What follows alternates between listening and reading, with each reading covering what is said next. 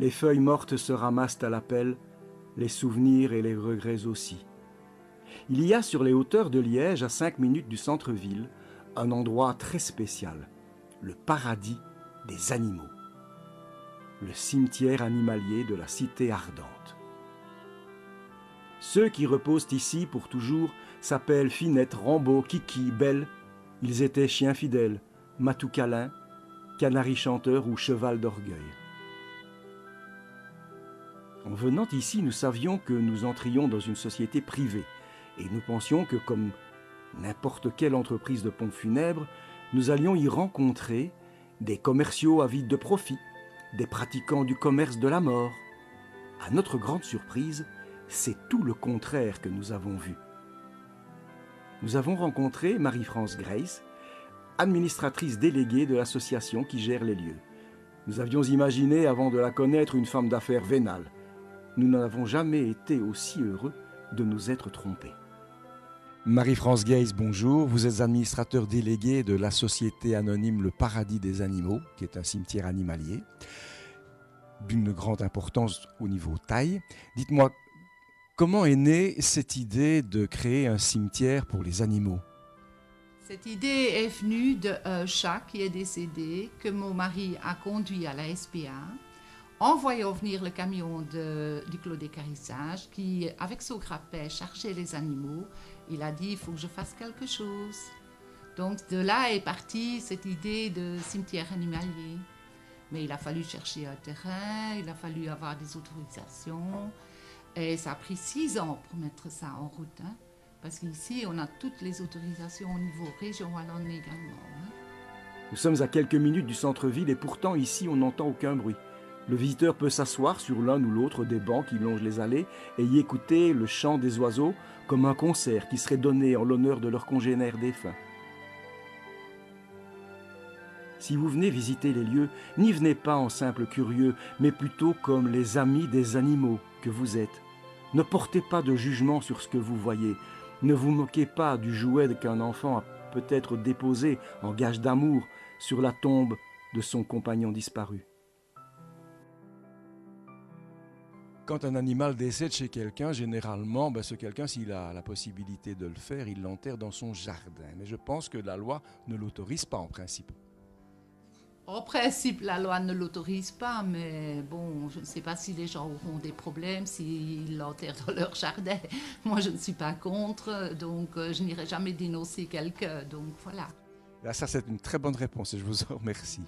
Dites-moi, j'ai un animal chez moi auquel je tiens beaucoup, il décède.